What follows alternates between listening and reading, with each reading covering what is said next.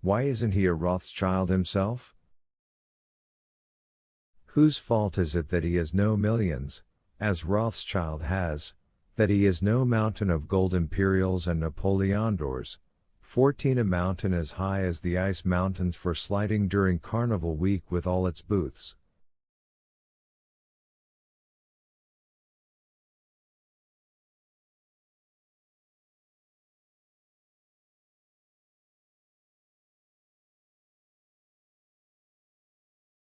If he's alive, everything is in his power. Whose fault is it that he doesn't understand that? Oh, now it's all one to me, now I have no time to be angry, but then, I repeat, I literally chewed my pillow at night and tore my blanket with rage.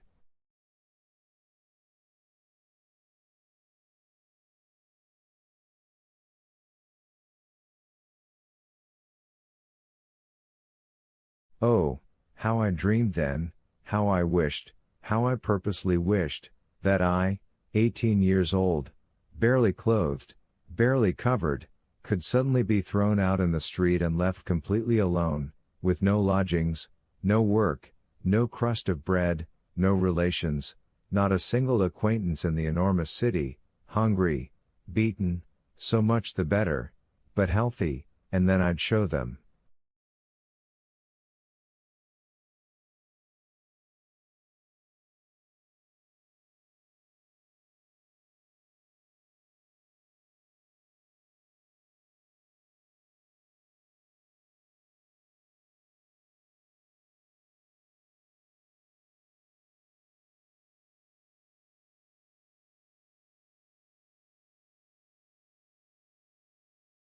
Show them what? Oh, can you possibly suppose that I do not know how I have humiliated myself as it is with my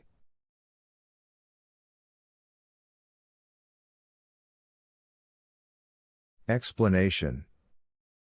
Well, who is not going to consider me a runt who knows nothing of life, forgetting that I am no longer 18 years old, forgetting that to live as I have lived for these 6 months means to live till you're gray-haired?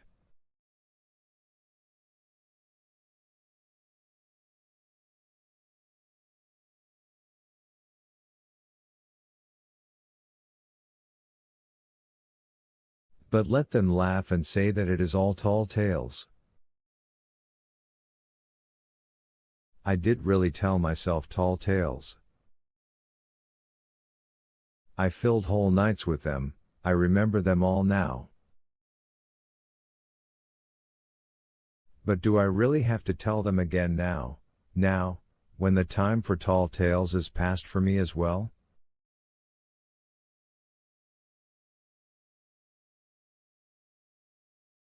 And to whom? For I delighted in them then, when I saw clearly that I was forbidden even to study Greek grammar, as I once conceived of doing.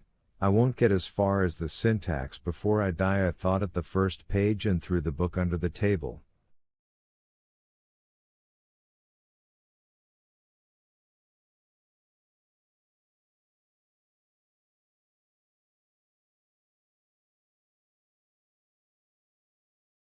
It is still lying there, I forbade Matryona to pick it up. Let him into whose hands my explanation falls and who has enough patience to read it, consider me a crazy person or even a schoolboy, or most likely of all, a man condemned to death, to whom it naturally seemed that all people except himself value their life too little, are accustomed to spending it too cheaply, too lazily, use it much too shamelessly, and are therefore unworthy of it one and all.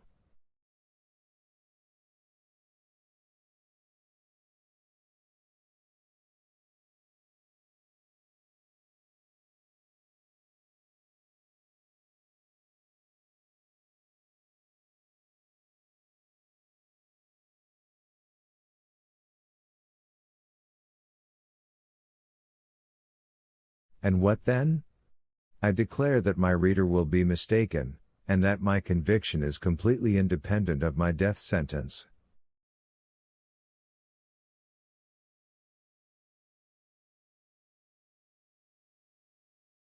Ask them, only ask them one and all, what they understand by happiness?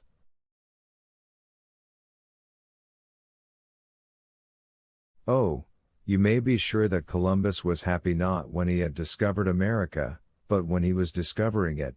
You may be sure that the highest moment of his happiness was, perhaps, exactly 3 days before the discovery of the New World, when the mutinous crew in their despair almost turned the ship back to Europe, right around.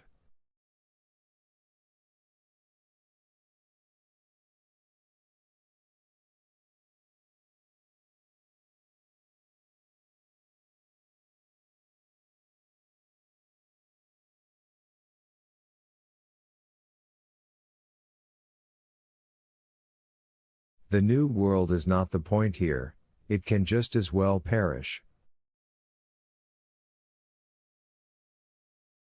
Columbus died having seen very little of it and in fact not knowing what he had discovered.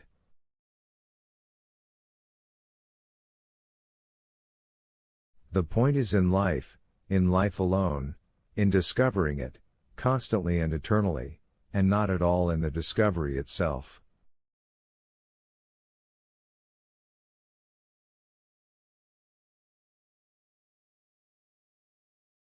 But why talk?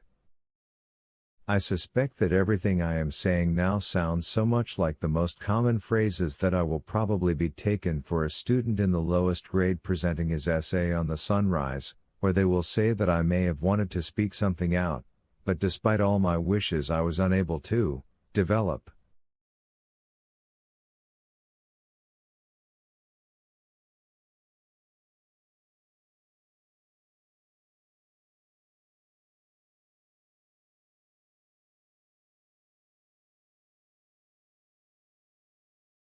But, nevertheless, I will add that in any ingenious or new human thought, or even simply in any serious human thought born in someone's head, there always remains something which it is quite impossible to convey to other people, though you may fill whole volumes with writing and spend 35 years trying to explain your thought, there always remains something that absolutely refuses to leave your skull and will stay with you forever. You will die with it, not having conveyed to anyone what is perhaps most important in your idea.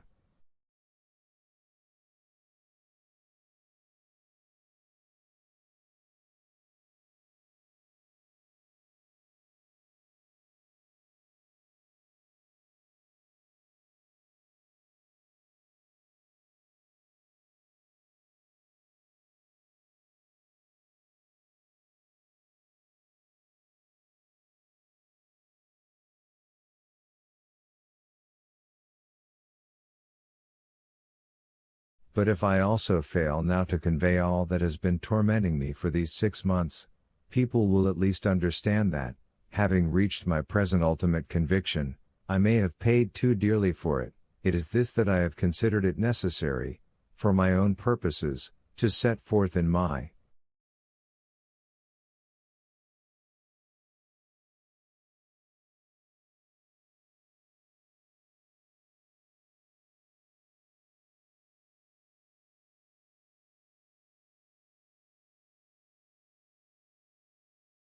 explanation. However, I continue. I do not want to lie, reality kept catching me on its hook for these 6 months, and I sometimes got so carried away that I forgot about my sentence or, better, did not want to think about it and even started doing things.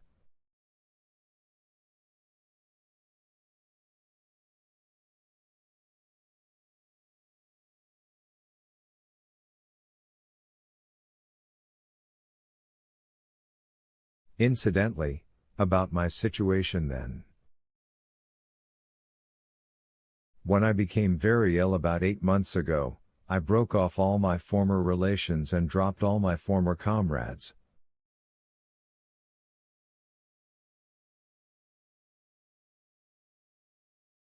As I had always been a rather sullen man, my comrades easily forgot me. Of course, they would have forgotten me even without this circumstance.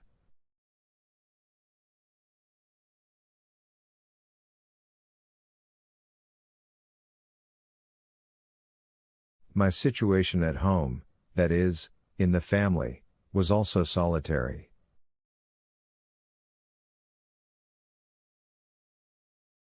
Some 5 months before, I had locked myself in once and for all and separated myself completely from the family rooms.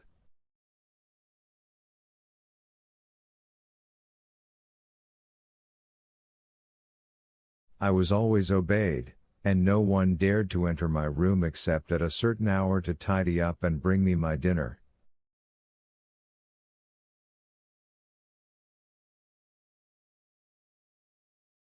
My mother trembled before my orders and did not even dare to whimper in my presence, when I occasionally decided to let her in.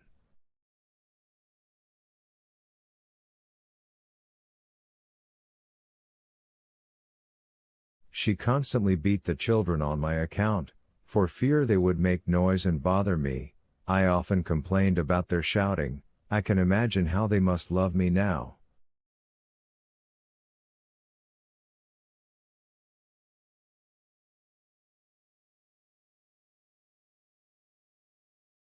I think I also tormented faithful Kolya, as I called him, quite a bit.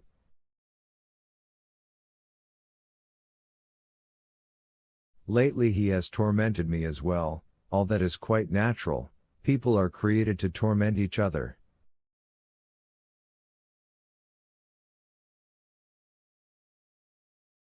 But I noticed that he put up with my irritability as if he had promised himself beforehand to spare the sick man.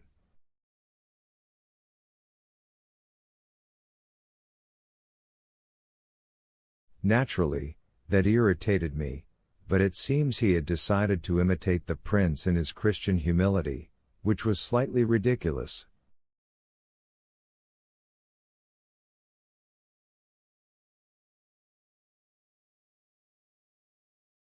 He is a young and ardent boy and, of course, imitates everybody, but it sometimes seems to me that it is time he lived by his own reason.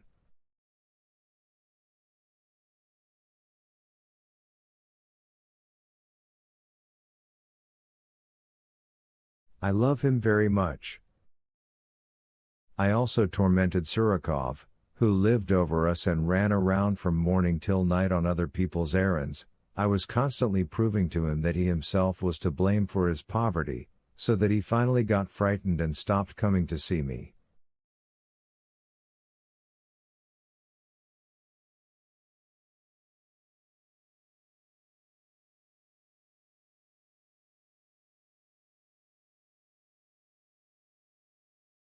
He is a very humble man, the humblest of beings, N.B. They say that humility is an awesome force. I must ask the prince about that. It's his expression, but when, in the month of March, I went up to his place, to see how, in his words, they had frozen the baby, and unintentionally smiled over his infant's body, because I again began explaining to Surikov that he himself was to blame, the runt's lips suddenly trembled and, seizing me by the shoulder with one hand, he showed me the door with the other, and softly, that is, almost in a whisper, said to me, "Go, sir."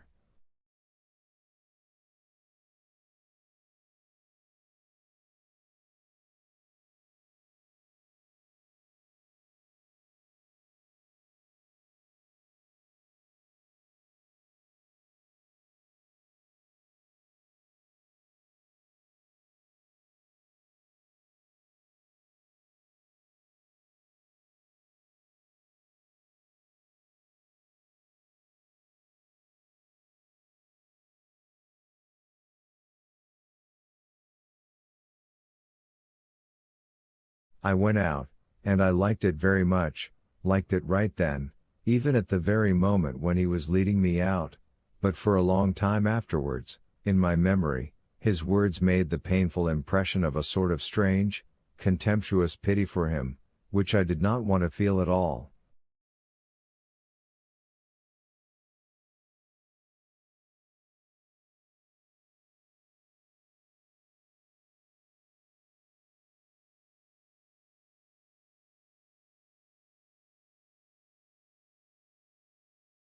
even at the moment of such an insult, I do feel that I insulted him, though I had no intention of doing so.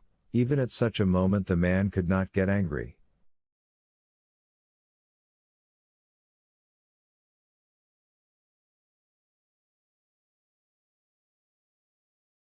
His lips quivered, then not at all out of anger, I will swear to that. He seized me by the arm and uttered his splendid "Go, sir!" decidedly without being angry.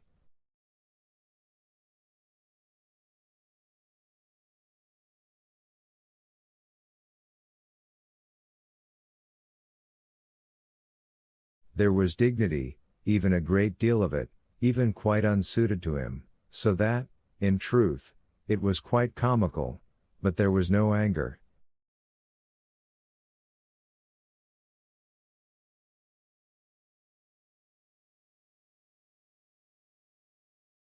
Maybe he simply began suddenly to despise me. 2 or 3 times after that, when I met him on the stairs, he suddenly started taking his hat off to me, something he never did before, but he no longer stopped as before, but ran past me in embarrassment.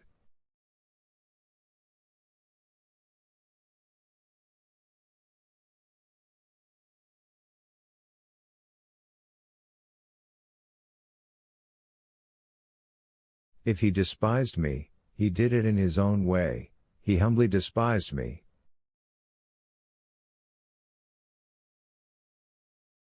But maybe he took his hat off simply out of fear of me, as his creditor's son, because he was constantly in debt to my mother and was never able to get out of it.